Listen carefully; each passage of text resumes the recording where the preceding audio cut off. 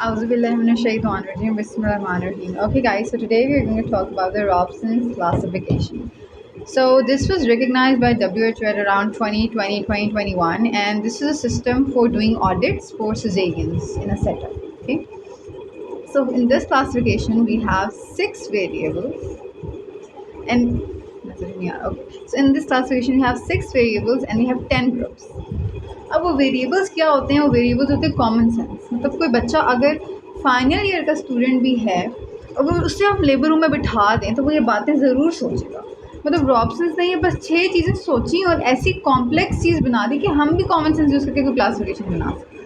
अगर हम सोचें, अगर हम लेबर रूम में बैठे हुए हैं और कोई भी मरीज़ आती है ऑब्स की, तो हम सबसे पहले तो उसको देख के ये अंदाज़ा लगाते हैं कि टर्म की है या नहीं। ठीक है, मतलब कि मोर देन 37 या फिर लेस देन 37। ठीक है, ज़्यादा तो पेशेंट्स जो डिलीवरी के लिए आएंगी वो मोर देन 37 ही होगी ना। प्री टर्म तो कम होता है एज़ कम्पेयर टू टर्म, ये तो हमें पता है। तो जो प्री टर्म वाला ग्रुप है ये हो गया ग्रुप 10। ठीक है, समझ आ गई, सबसे अलग है, तो ये ग्रुप 10।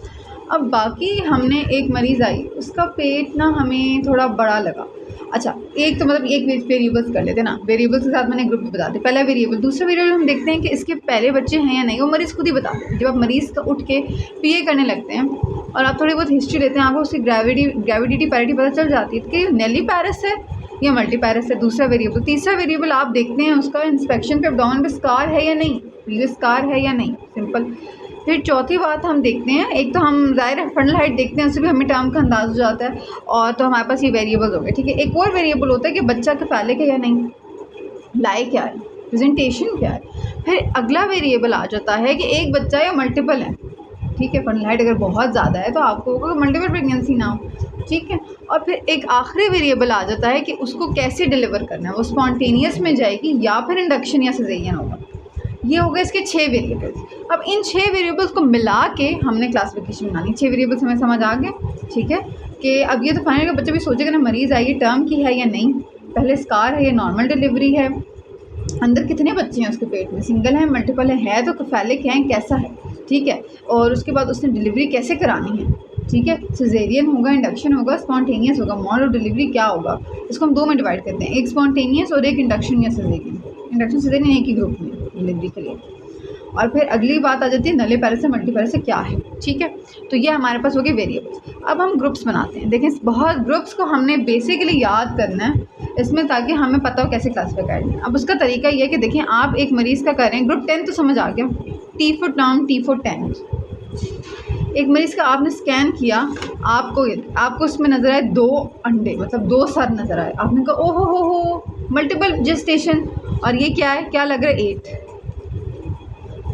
तो ये ग्रुप 8 है। ठीक है, 2 हेड्स ऊपर नीचे। ठीक हो गया। अब इससे बड़ी बात आने वाली है अजीब, ग्रुप 8 हमें समझ आ गया। आपने कहा ये कैसा बच्चा, ये है मरीज़, अब अच्छा ये है मरीज़। ठीक है, ये इसका सर ऊपर है तो ये आपको ब्रीच लगा ना, लेकिन ये ना कभी ऐसे हो जाता है, कभी कभी ऐसे हो जाता है, कभी ऐसे, तो ये ट्रांसवर्स है बेसिकली। ये बेसिकली जो 9 है वो लगता है ब्रीच है, इनके हेड ऊपर है, लेकिन ये आप ट्रांसवर्स के लिए याद रखें कि ये कॉमा की तरह बच्चा पड़ा हुआ है, और ऐसे आप कह रहे हैं इन चीज़ों में यहाँ पड़ा हुआ है, तो ये ग्रुप 9 है। ग्रुप 9 है ट्रांसवर्स। ठीक हो गया। अच्छा, उसके बाद अच्छा ठीक है, ठीक है, सही है। अच्छा, तो हमें ग्रुप 10 समझ आ गया, ग्रुप 8 समझ आ गया, मतलब 10 आ गया, 9 आ गया, 8 आ गया, 3 ग्रुप्स हमें समझ आ गए ना। ठीक है, अच्छा, उसके बाद अब जो ग्रुप 8 है वो है मल्टीपल प्रेगनेंसी। इसमें बात ही नहीं है कि सिजेरियन है नहीं है क्या है नली, बस मल्टीपल, कोई भी मल्टीपल प्रेगनेंसी, चाहे वो ट्विन है, जो भी कौन सा भी ट्विन है, ट्रिपलेट है, क्वाड्रिपलेट है, वो आएगा 8। तो अगर उसने आपको कंफ्यूज किया हुआ है किसी क्वेश्चन में, कहा हुआ है कि प्रीवियस 1 स्कार, ठीक है, विद मल्टीपल जेस्टेशन, तो आप कहेंगे स्कार वाली कौन सी क्लासिफिकेशन है। स्कार तो 5, ग्रुप 5 है, इसका सिर्फ प्रीवियस स्कार वो भी बताते हैं। तो आपने मल्टीपल प्रेगनेंसी में स्कार वार फिर आगे नहीं देखना, उसे आपने आंखें बंद करके ग्रुप 8 में डाल देना है। ये रूल समझ आई बात। ठीक है, अच्छा, उसके बाद अगली चीज़ आ जाती है हमारे पास कि ब्रीच। हाँ, मुझे याद आ गया, इसको याद करने का बड़ा दूसरा देखना, एक ब्रीच औरत है, पहला बच्चा अगर उसका होगा नली पैरस होगी तो वो थोड़ी परेशान होगी कि हे मेरा बच्चा उल्टा है, ठीक है। वो बार बार आपके पास आएगी, वो आपके पास आ जाएगी हर 6 दिन बाद टर्म के पास कि ज़रा देखिए सीधा हुआ या नहीं, हर 6 दिन बाद आ जाएगी। तो वो हो गया ग्रुप 6, ठीक है। ग्रुप 6 कौन सा है? नली पैरस ब्रीचेस। लेकिन अगर मल्टी होगी तो वो कहेगी, वो थोड़ी रिलैक्स होगी, वो कहेगी पहले भी हो ही गया था बच्चा, इस दफ़ा भी हो ही जाएगा। तो वो आएगी आपके पास 7 दिन बाद, उससे एक दिन लेट आएगी क्योंकि वो इतनी टेंशन में नहीं है। तो ये हो गया ग्रुप 7, ठीक है। इसमें हंसने की बात नहीं, मैं याद करा रही हूँ। ग्रुप 6 समझ आ गया। ग्रुप 6 7 आप याद करें। ग्रुप 6 नली पैरस ब्रीच हर 6 दिन बाद आ रही है, चेक करो स्कैन करो, सीधा हुआ नहीं हुआ। और ग्रुप 7 आ रही है, आज हो रही है बार बार, लेकिन 7 दिन बाद आ रही है आराम से, मतलब वीकली फॉलोअप होता है ना टाइम के बाद, तो वो अपना फॉलोअप करिए। अच्छा, ठीक है। अच्छा, उसके बाद अगली चीज़ आ जाती है हमारे पास ग्रुप 5। ग्रुप 5 है प्रीवियस सिजेरियन हुआ। अब जिसका प्रीवियस सिजेरियन होगा वो नली पैरस तो होने से रही, वो मल्टी तो उसमें मल्टी पैरस ही होगी ना। और प्रीवियस सिजेरियन है और इस दफ़ा है सिंगल कफैलिक। अगर प्रीवियस सिजेरियन का इस दफ़ा मल्टीपल होता तो ग्रुप 8 होता वो, ठीक है। तो सिंगल है और प्रीवियस स्कार है और कफैलिक है, ठीक है। तो फिर कौन सा वो ग्रुप 5, मतलब ये वो ग्रुप है। अब इन्होंने ना नंबर ऑफ सिजेरियन नहीं बताए, अब वो प्रीवियस 1 भी हो सकती है, प्रीवियस 2। प्रीवियस 1 होगी तो फिर आप ऑडिट में सवाल करेंगे कि ये प्रीवियस 1 ग्रुप 5 में इतने ज़्यादा मरीज़ हैं, वीवैक क्यों नहीं की। फिर आप ऑडिट करेंगे एक और कि इस मेरे सेटअप में वीवैक हो क्यों नहीं रही, क्या लोगों को वीबैक करानी नहीं आती, क्या लोग डरते हैं, क्या लोग मरीज़ की काउंसलिंग अच्छी नहीं करते। फिर वो बहुत मतलब लंबा जाएगा ये, तो इसीलिए ग्रुप 5 बहुत इंपॉर्टेंट है, ठीक है। अच्छा, अब आ जाते हैं ग्रुप 1 2 3 4, ठीक है। अब 1 2 3 4 बहुत सिंपल है, ठीक है। 1 और 2 है नली पैरस, इन दोनों को नली पैरस को मिली फर्स्ट और सेकंड पोजीशन, क्योंकि वो बहुत इंपॉर्टेंट है। और मल्टी पैरस को मिली थर्ड और फोर्थ पोजीशन, ठीक है। अब अगर है वो नली पैरस, कफैलिक और सिंगलटन और मोर देन 37 वीक्स होना लाजमी है, क्योंकि अगर नली पैरस ब्रीच है तो वो हो गया ग्रुप 6 विज ग्रुप। अगर नली पैरस या जो भी अगर प्री टर्म है, चाहे नली है मल्टी, तो वो गया ग्रुप 10, ठीक है। तो नली पैरस है, टर्म पर है, सिंगल बेबी है, कफैलिक है और स्पॉन्टेनियस लेबर है, ये ग्रुप 1 है। स्पॉन्टेनियस लेबर मतलब स्पॉन्टेनियस लेबर में अगर सिजेरियन हो रहा है तो या तो होगा पुअर प्रोग्रेस या फिर सेकेंड स्टेज रेस्ट, ठीक है, या फिर कोई भी आगे हमारे पास डिस्ट्रेस आ गया। तो ग्रुप 1 हमें समझ आ गया क्या है। ग्रुप 1 नली पैरस, टर्म, सिंगल कफैलिक, स्पॉन्टेनियस लेबर। और ग्रुप 2 है यही ग्रुप, लेकिन अगर आप इसमें इंडक्शन या फिर सिजेरियन कर दें बिफोर लेबर, मतलब या तो आप स्पॉन्टेनियस लेबर नहीं, स्पॉन्टेनियस लेबर के ऑपोजिट क्या चीज़ होगी, सिजेरियन बिफोर लेबर। मतलब अगर आपने फुली में सिजेरियन किया इस तरह की तो वो ग्रुप 1 में आएगा। अगर यहाँ लेबर नहीं है, लेबर में नहीं गई, आपने उसका वैसे सिजेरियन कर दिया, आपको सुबह से लग रहा है उसकी सीडी चीज़ अच्छी नहीं आ रही, वो टर्म पर है, ठीक है, या फिर आपने उसे इंड्यूस कर दिया, वो IUGR है, कोई ऐसी चीज़ है आपने उसे इंड्यूस कर दिया, तो ये कौन सा ग्रुप आ गया, ये ग्रुप 2 हो गया, ठीक है। उसके बाद अगला ग्रुप हमारे पास क्या आ जाता है, ग्रुप 3 और 4। ग्रुप 3 और 4 है मल्टी पैरस। मल्टी पैरस है हमारे पास, सिर्फ पहली कैटेगरी है वो वही है कि सिंगलटन, कफैलिक, 37 वीक से ऊपर, स्पॉन्टेनियस।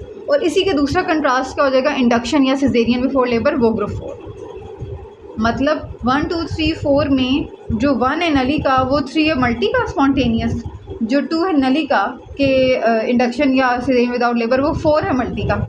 तो 1 2 3 4 तो बहुत आसान है। तो क्या हमें ये ग्रुप समझ आ गए, 10 ग्रुप्स, ठीक है। अब हमने ये 10 ग्रुप बना लिए, ठीक है।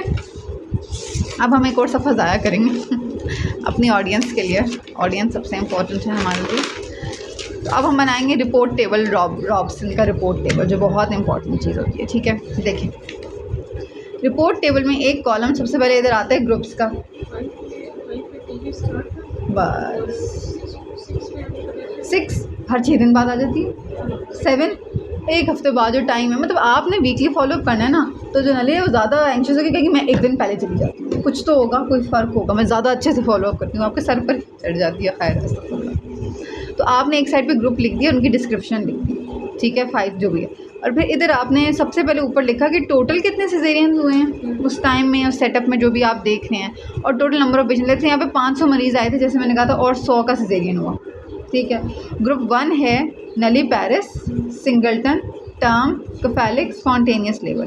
सबसे पहले आपने पहले ग्रुप में लिखना है कि नंबर ऑफ सिजेरियंस उस ग्रुप के, लेट से मैंने कहा था 10 हुए हैं, 100 में से 10 कितनी ज़्यादा वो हो गया 40 हुए हैं 100 में से 40 के सिजेरियन हुए हैं। वीडियो सारे दोबारा बनानी पड़ती, इतनी मेहनत। अच्छा खैर, तो 40 की समझ आ गई ग्रुप। अभी इधर हम लिखेंगे size of the group. Size of the group निकालते हैं हम इस तरह करके, मतलब इसका टोटल नंबर, देखो सिजेरियन अलग चीज़ है, टोटल नंबर ऑफ़ पेशेंट्स उस ग्रुप में अलग चीज़ है, ठीक है। तो टोटल नंबर है 100 और total number of patients overall 500। तो क्या हुआ, इसका क्या है आंसर? ठीक है, क्या आता है? नहीं, अच्छा, तो 100/500, तो 100/500 क्या आया? 0.2, ठीक है। तो ये है इसका मतलब साइज़ ओवरऑल। दूसरा हमारे पास आ जाता है सिजेरियन रेट, उसमें हम इन दोनों को आपस में डिवाइड कर देंगे। तो क्या है आंसर? 4/10 क्या आया? वो तो साइज़ हो गया। सिजेरियन रेट में हमने इनको आपस में सिजेरियन रेट हम कैसे निकालते थे? स्टैट्स में भी total number patient divide by total number of caesarean हम करते थे ना, जितने प्रोसीजर्स हुए हैं। ग्रुप साइज़ निकाला है ना, कैसे निकाला?